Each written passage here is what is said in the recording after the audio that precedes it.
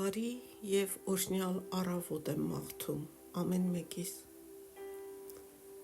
Հիսուս անունն եմ խոսում յուրաքանչյուրիս կյանքերի վրա։ Հիսուս անունն եմ խոսում մեր մարմինների վրա, ամեն հիվանդության վրա։ Հիսուս անունն եմ խոսում մեր մտքերի վրա։ Հիսուս անունն եմ խոսում ամեն կարգի կախվածությունների վրա։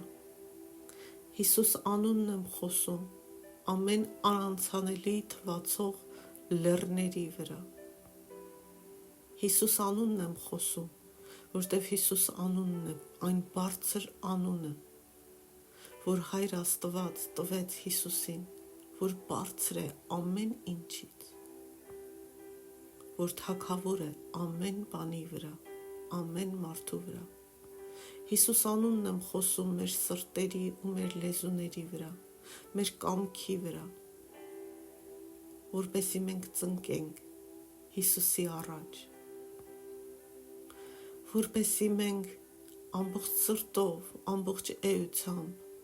դառնանք Հիսուսին և հավատալով Հիսուսին փրկություն, բժշկություն գտնենք։ Հայր Աստված, ես խնդրում եմ, որպեսզի դու ազատագրես մեր կամքերը, մեր ցանկությունները, որ մեր կամքը քեզ չհակառակվի, Տեր, որ մեր կամքը մեզ կորստյան չտանի, մեր սրտերում քո ցանկությունները Տիր, հանի մեզանից ամեն ցանկություն, որ բարիքի համար չի, որ մեզ կհեռացնի քեզանից։ Տեր, մեզ տուր աչքեր, որ իրար քո աչքերով նայենք, նրանց, ում դժվարանում ենք սիրել, ներել, քո աչքերով նայենք, քո սրտով, ողորմած Աստված, ես քո անունն եմ կանչում, ես քեզ եմ կանչում ամեն մեկիս կյանք, ու թող քո հետ հանդիպումը ամենքի կյանքերը փոխի,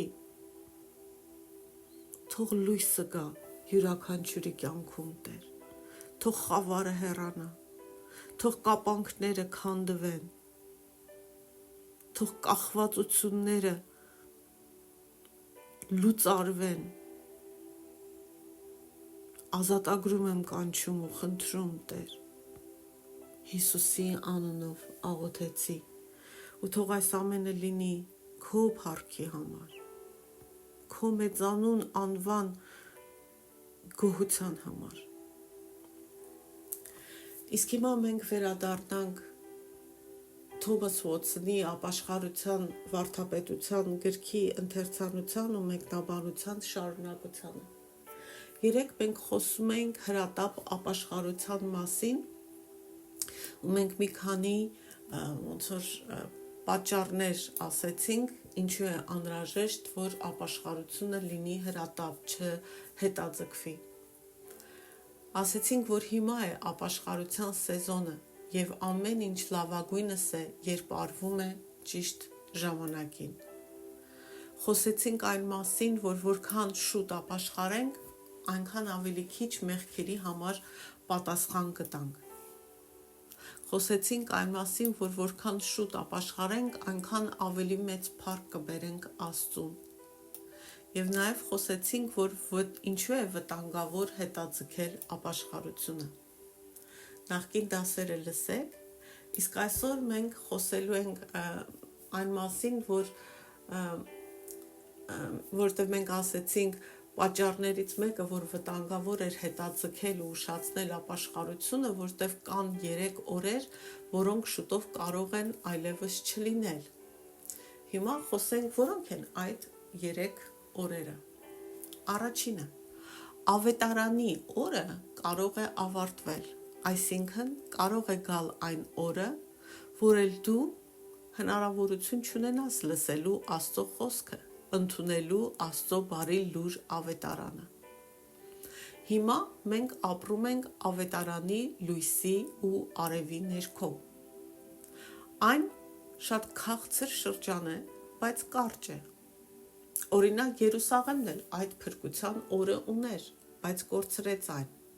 Նրանց մեջ եկավ Աստծո օծյալը, Մեսիա, Հիսուս Քրիստոսը, բայց նրանք մերժեցին Աստծո օծյալին ու խաչեցին նրան։ Ղուկաս ավետարանի 19-րդ գլխի 42-ից 3-ում Հիսուսն ասում է. «Եվ երբ մոտեցավ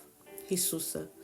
Երուսաղեմը տեսնելով լաց եղավ նրա վրա ու ասաց. «Գոնե այսօր դու էլ իմանայիր ինչպես խաղաղություն գտնել, բայց հիմա այն քո աչքերից ծածկված է»։ Ամեն անապաշխար մարդու համար Հիսուսը նույնպես լաց է լինում ու ասում է գոնե իմանայիր ինչպես խաղաղություն գտնել, իսկ խաղաղությունը գտնվում է Հիսուս Քրիստոսի մեջ։ Ու երբ որ մենք մերժում ենք Հիսուս Քրիստոսին, մենք մերժում ենք ավետարանը, մենք մերժում ենք այդպես խաղաղությունը, կյանքը, փրկությունը։ Եվ երբ որ մերժում ենք, խաղաղությունն ու փրկությունը մեր աչքերից ծածկված են մնում։ Այսիական եկեղեցիներն էլ իրենց օրը ունեին։ Քրիստոնեական առաջին եկեղեցիները հիմնականում այսօրվա Թուրքիայի տարածքում էին։ Հիսուսի համբարձվելուց հետո, երբ որ եկեղեցիները հաստատվում էին, հիմնականում այս տարածքում էին, բայց այսօր դրանք էլ չկան։ Տխուր ու սարսափելի օր է տեսնել, թե ինչպես է Աստծո փառքը, Աստծո ներկայությունը հեռանում որևէ ազգից, քաղաքից կամ եկեղեցուց։ Ու երբ որ ես խոսում եմ եկեղեցիների մասին, ես նկատի չունեմ շենքերը։ Այդ տարածքի ժողովրդի մեծ մասը քրիստոնյաներ էին։ Այդպիսի ողբալի օրինակ, երբ Աստծո փառքը հեռանում է, կա հին կտակարանում, Ա Թագավորաց 4-րդ գլխի 12-ից 22-ում, երբ Աստծո ուխտի տապանակը պատերազմի ժամանակ գերի է վերցվում։ Աստծո ուխտի տապանակը դա Աստծո ներկայության սիմվոլն էր։ Կարդանք այս պատմությունը եւ հասկանանք, թե այն ինչ է նշանակում եւ ինչ զգուշացում է հիմա մեզ համար։ Եվ Բենյամինի ցեղից մի մարդ նույն օրը բանակից վազելով հասավ Սելով։ Նրա հանդերձները պատառոտված էին, իսկ գլխին հող։ Եվ երբ նա այնտեղ հասավ, հեղին նստած էր ճանապարհին, աթոռի վրա, եւ սպասում էր, որովհետեւ սիրտը դողում էր Աստծո տապանակի համար։ Երբ այդ մարդը եկավ եւ քաղաքին պատմեց, ամբողջ քաղաքը աղաղակեց։ Հեղին լսելով այդ աղաղակի ձայնը, այսինքն այդ լացի ողբի ձայնը, ասաց. «Այս ինչ աղմուկի ձայն է», եւ իսկույն այն մարդը վազեց, եկավ ու Հեղիին պատմեց։ Հեղին 98 տարեկան էր, աչքերը մտնել էին եւ չէր կարողանում տեսնել։ Եվ այն մարդը Հեղիին ասաց. «Ես զորքից եկողն եմ, ես այսօր փախա մարտի դաշտից»։ Եվ Հեղին ասաց. «Ինչ եղավ, որդյակ իմ»։ Եվ լրաբերը պատասխանեց ու ասաց. «Իսրայելը փախավ փղշտացիների առջևից, զորքի մեջ էլ մեծ կոտորած եղավ, եւ քո երկու որդիները, Օպնին ու Փենեհեսն էլ սպանվեցին, եւ Աստծու տապանակն էլ գերի վերցվեց»։ Եվ երբ նա հիշեց Աստծու տապանակը, Հեղին աթոռից մեջքի վրա ցած ընկավ դռան մոտ, եւ նրա վզի ոսկորը կոտրվեց ու նա մեռավ, քանի որ ծեր ու ծանրացած մարդ էր։ Նա 40 տարի դատավորություն էր արել Իսրայելում, եւ նրա հարսը Փենեհեսի կինը Հղի էր ծնելու մոտ, եւ երբ լսեց Աստծու տապանակի գերի վերցվելու, իր սկեսրայրի ու ամուսնու սպանվելու լուրը, ծնկի եկավ ու ծնեց,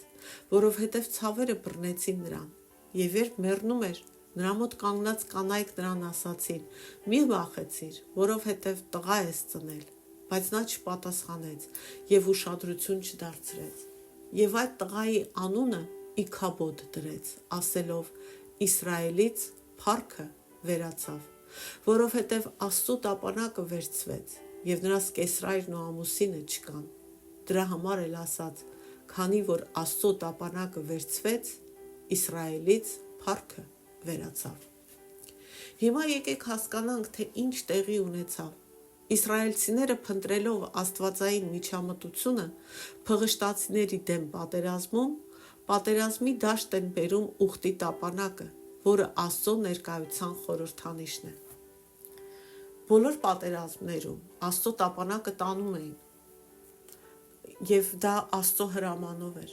բայց այս դեպքում նրանք Աստծո կամքին դեմ էին գնացել, ու այս պատերազմում իսրայելցիները պարտություն են կրում, եւ փղշտացիները գերի են վերցնում Աստծո ուխտի տապանակը։ Տապանակի գերեվարման եւ իսրայելցիների պարտության լուրը հասնում է Հեղի քահանայապետին, եւ նաեւ նրան է հասնում իր երկու որդիների մահվան լուրը, ով աթոռից ընկնում է, կոտրում է պարանոցը եւ մահանում։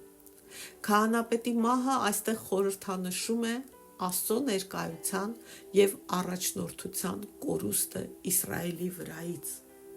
Հեղի հարսը, լսելով Աստծո ուխտի տապանակի գերեվարման, իր ամուսնու, իր սկեսրարի մահվան լուրը, շոկից վաղաժամ ծննդաբերում է իր երեխային ու ինքն էլ է մահանում։ Բայց մահից անմիջապես առաջ նա իր որդուն կոչում է Իքաբոդ, որը նշանակում է փառքը չկա կամ ուր է փառքը։ Այսինքն սա նշանակում է Աստծո ներկայությունը, Աստծո փառքը,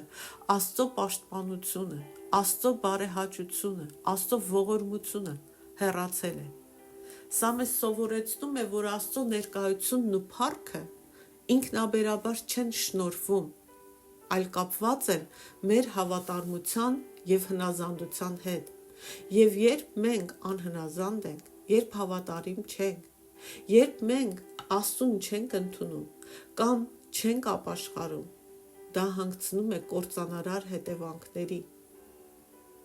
Մենք ինքներս հրաժարվում ենք այդ դեպքում Աստծո ներկայությունից եւ Աստծո պաշտպանությունից։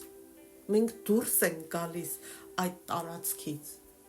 մեր ապստամբության ու անհնազանդության եւ անապաշխարության պատճառով։ Ավելի սարսափելի է Աստծո բարի լուրը մեր կյանքում չունենալը, քան թե ազգի սահմանադրություն չունենալը։ Այն ազգը, ով մերժում է Հիսուսին, մերժում է ավետարանը, մերժում է Աստծո ճշմարիտ խոսքը, այդ ազգը մերժում է Աստծուն, եւ ինչ կարգի սահմանադրություն էլ ունենա, իրական իրավունք եւ արդարություն չի լինի այդ երկրում, որտեղ այդտեղ չկա Աստված։ Մատթեոս ավետարանի 21-րդ գլխի 43-ում Հիսուսն ասում է. «Դրա համար ասում եմ ձեզ, որ Աստծո արքայությունը ձեզանից կվերցվի ու կտրվի մի ազգի, որ այն պտղաբեր կդարձնի»։ Հեղինակն ասում է չեմ ասի, որ ավետարանի արևը մայր է մտել Անգլիայում, բայց վստահ եմ ամպի տակ է։ Նույնը կարելի է ասել քրիստոնյա ամեն երկրի ու ազգի համար։ Ամեն տեղ էլ Աստծո խոսքը կարծես ամպերի տակ է, լիովին չենք ապրում ըստ Աստծո խոսքի, ու պատճառներից մեկը այն է, որ մենք չենք ապաշխարում մեր մեղքերից եւ կուրություն է մեզ պատում։ Հետևաբար վտանգավոր է հետաձգել ապաշխարությունը, որովհետև կգա այն պահը, որ այն այլևս հնարավոր չի լինի քեզ համար։ Երկրորդ, ամեն մարդու յուրաքանչյուր անհատի Աստծո կողմից տրված շնորհի օրը կարող է ավարտվել։ Ինչ կանենք, եթե Աստված մի օր քննի մեր սրտերը ու տեսնի, որ մենք այնքան կարծրացած ենք, որ իր շնորհը էլ մեզ ոչ մի օգուտ չի անելու, ու Աստված ասի. թողեք նրան այնպես, ինչպես կա։ Արդյոք պատրաստ ենք նման ռիսկի դիմել, հետաձգել մեր ապաշխարությունը։ Ճիշտ է, ոչ ոք չի կարող արդարացիորեն ասել, որ իր շնորհի օրը անցել է, թե ոչ, բայց կան երկու անբարենպաստ ու կարևոր նշաններ, որոնք եթե տեսնում ենք մեր կյանքում, մեզ պիտի դրանք վախեցնեն ու անհանգստացնեն։ Նախ, երբ մարդու խիղճը այլևս չի քարոզում իրեն։ Մարդու խիղճը քարոզում է մարդու սրտին, ու մեր խիղճը երբեմն մեզ համոզում է, երբեմն էլ մեզ խրատում։ Բայց ցավոք սրտի մենք մեր խիղճը հաճախ բանտարկում ենք, ու թույլ չենք տալիս, որ էլ մեզ խրատի, հանդիմանի, համոզի, որ սխալ ենք գործել, որ ապաշխարենք, որ գալիս է մի պահ, որ Աստված մարդու խղճին ասում է այլևս մի քարոզիր։ Եվ որ մենք շարունակաբար լռեցնում ենք մեր խիղճը, մեր սիրտը շարունակաբար կարծրացնում ենք, գալիս է մի պահ, որ Աստված մարդու խղճին ասում է այլևս մի քարոզիր։ Հայտնության գրքի 22-րդ գլխի 11-ում ասվում է. անիրավություն գործողը թող ավելի անիրավանա և կեղտոտը թող ավելի կեղտոտվի։ Սա խոսվում է վերջին ժամանակների մասին։ Արդյոք մենք ուզում ենք այսպիսի մարդիկ լինենք։ Սա կոնկրետ նշան է այն մարդու համար, որ Աստված իր շնորհը հեռացրել է այդ մարդու վրայից, որ Աստծո շնորհի օրը վերջացել է այդ անձի կյանքում։ Որքան մենք հակառակվում ենք Աստծուն, որքան որ մենք չենք ընդունում, որ մեղավոր ենք ու չենք ապաշխարում ու ետ չենք դառնում մեր մեղավոր ճանապարհներից, ապա գալիս է մի օր, որ Աստված թողնում է, որ մենք մեր մեղքի ու կեղտի մեջ մնանք, հավատանք մեր իսկ ստերին կամ սատանայի ստերին ու ավելի վատ վիճակում ենք հայտնվում։ Կարդանք Հռոմեացիների առաջին գլխի 24, 26, 28 խոսքերը։ Այդ պատճառով Աստված էլ նրանց ըստ իրենց սրտերի ցանկության պղծության մատնեց, որպեսզի իրենց մարմինները իրենց մեջ անարգեն։ Դրա համար Աստված նրանց մատնեց անարգ կրքերի, և նրանց էգերը բնական հարաբերությունը անբնականի հետ փոխեցին։ Տղամարդիկ էլ նույնը, և քանի որ չփորձեցին իրենց մտքի մեջ Աստծուն ունենալ, Աստված նրանց մատնեց անարգ մտքերի, որ անվայել բաներ կատարեն։ Այսինքն, երբ որ Աստծուն մերժում ես, Աստծուց հրաժարվում ես, այս ամեն կեղտոտություններն են գալիս քո կյանք։ Իմ կարծիքով, երբ մենք խոստովանում ենք ու ապաշխարում ենք մեր մեղքերի համար, մենք Աստծուն ունենք մեր մտքում, ուզում ենք Աստծո փառքն ու պատիվը վերականգնել ու ըստ Աստծո կամքի ապրել։ Եվ երկրորդ նշանը այն է, երբ մարդն այնքան հոգևոր անտարբերության մեջ է, որ նրան ոչինչ չի արթնացնի և չի ստիպի հասկանալ, ուշքի գալ, դարձի գալ։ Ինչպես ասվում է Եսայի 29-րդ գլխի 10-րդ խոսքում, որովհետև Տերը թմբիրի ոգի է թափել ձեր վրա, փակել է ձեր աչքերը, քողարկել է ձեր միտքը։ Սա տխուր նշան է, որ մարդու շնորհի օրն անցել է, որքան վտանգավոր է, ուրեմն հետաձգել ապաշխարությունը, երբ շնորհի օրը կարող է այդքան շուտ ավարտվել։ Երրորդ, մեր կյանքը կարող է հանկարծակի ավարտվել։ Ինչ գառանտիա, ինչ ապահովություն ունենք, որ մենք մի օր էլ կապրենք։ Մենք արագորեն դուրս ենք գալիս այս աշխարհից, մենք հեռանում ենք կյանքի բեմից։ Մեր կյանքը մի մոմ է, որը շուտով կհանգչի։ Աստվածաշունչը մարդու կյանքը համեմատում է դաշտի ծաղկի հետ, որն ավելի շուտ է թառամում, քան խոտը։ Սաղմոս 103-ի 15-ից 16-ում ասվում է. մարդու օրերը խոտի նման են, ինչպես դաշտի ծաղիկը, այնպես ծաղկում է, բայց երբ քամին անցնում է նրա վրայով, նա էլ չկա, և նրա տեղը այլևս չի ճանաչում նրան։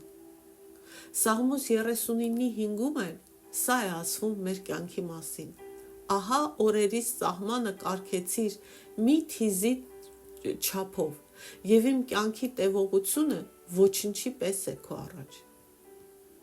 Մարդու կյանքը ուրեմն մի թռչող ակնթարթ է, ստվերի պես արագ անցնում է։ Մարդու մարմինը նման է մի անոթի, որը լցված է մի փոքր շնչով։ Հիվանդությունը հայտնվում է մեր մարմնի մեջ ու հետո էլ մահը դուրս է մղում կյանքը մեր մարմնից։ Մեր կյանքը կարող է մեկ ակնթարթում փոխվել։ Որքան վտանգավոր է ուրեմն հետաձգել ապաշխարելը, երբ մահը կարող է այդքան հանկարծակի հարվածել մեզ։ Երբեք չպետք է մտածենք ու ասենք վաղը կզղջանք, վաղը կապաշխարենք, վաղը դարձի կգանք։